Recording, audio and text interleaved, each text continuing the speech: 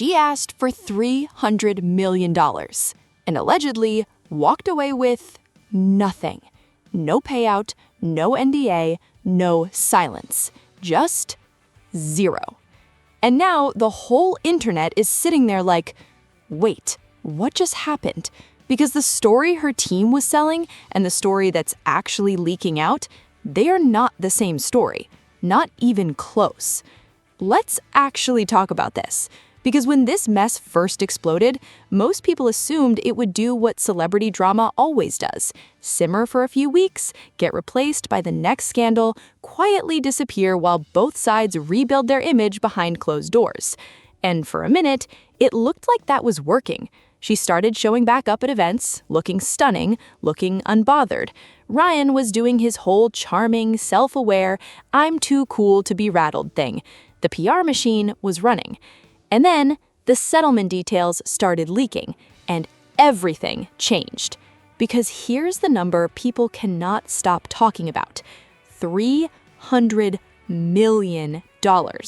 That's what some sources claim was on the table, and allegedly, she left with none of it. Now let's be really honest for a second. Nobody, and I mean nobody, files a lawsuit demanding hundreds of millions of dollars because they want awareness. That is not a justice number. That is not a message number. That is a destroy you number. And when it allegedly collapsed completely, suddenly every anonymous source close to Blake started rushing to magazines with this new story. Oh, she never cared about the money. This was always about exposing the truth. This was about protecting women. This was about the greater good. Girl, the $300 million is still right there. We all saw it. That part doesn't add up, and people know it. But wait, because here's where it gets genuinely wild. Some sources are claiming her team couldn't even lock down a proper NDA coming out of this. Let that sink in for a second. In Hollywood, silence is the actual currency. When two powerful celebrities settle something messy behind closed doors, the first thing both sides weaponize is a mutual gag order. Nobody talks, nobody confirms, nobody breathes wrong near a microphone. That's the standard move. That's been the standard move for decades. But allegedly, that didn't happen here, which means Justin Baldoni's side can reportedly still speak on what went down, still reference evidence, still keep this entire conversation alive in public as long as they stay factual. And legal commentators are reading that one detail like a headline all by itself, because you don't lose control of the silence unless you already lost the leverage. Think about what that means for someone whose entire brand is built on being untouchable. And honestly, the timing of everything makes it so much worse, because while all of this was allegedly unraveling backstage, she showed up to the Met Gala. Picture this scene. The lights, the cameras, the dress that probably cost more than most people's cars, the smile that says absolutely nothing is wrong and everything is perfect and I woke up like this. And the internet collectively put down their phones, looked at the screen, and said absolutely not.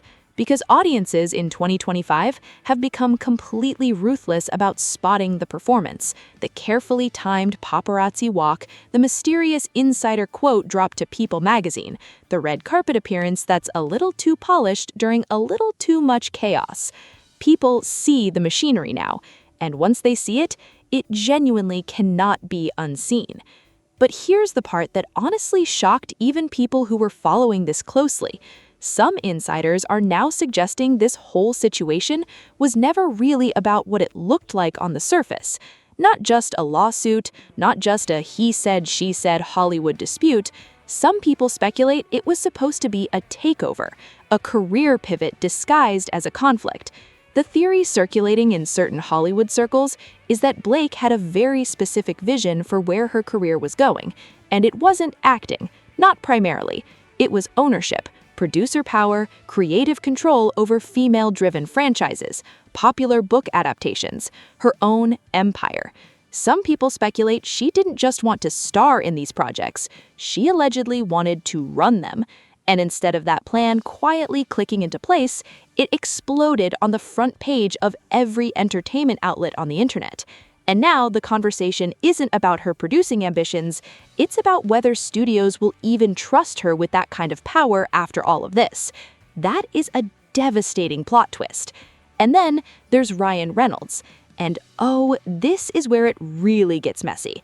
Because Ryan spent years constructing something genuinely impressive, this image of the cool, funny, self-deprecating husband who's in on every joke, never takes himself seriously, and somehow makes billions while appearing to not even try. Audiences loved that guy, but the second people started questioning what role he allegedly played behind the scenes of all this, the same jokes started landing differently. Same delivery, same sarcasm, same perfectly timed wit, but now people are watching it and saying, wait, is this a person or is this a product? And some commentators started calling him overexposed, calculated, a brand campaign wearing a human face, which is absolutely brutal for someone whose entire empire runs on people genuinely liking him. Because Ryan Reynolds isn't just selling movies anymore, he's selling himself. His marriage is the brand, his humor is the brand, his Deadpool persona, his aviation gin ads, his whole entire internet presence. It's all built on audiences believing he's the real deal. And when Blake's situation starts bleeding onto him, suddenly every single piece of that is at risk. Some people online are even quietly saying Ryan Gosling is filling the space Ryan Reynolds used to own in public affection. Gosling stays mysterious, stays selective, stays human. Meanwhile, Ryan became a content machine, and during a controversy, content machines are very easy to turn on. Now here's what really doesn't get talked about enough. Blake Lively had one of the most protected celebrity images in recent Hollywood history. Fashion editors adored her, magazines treated her like royalty.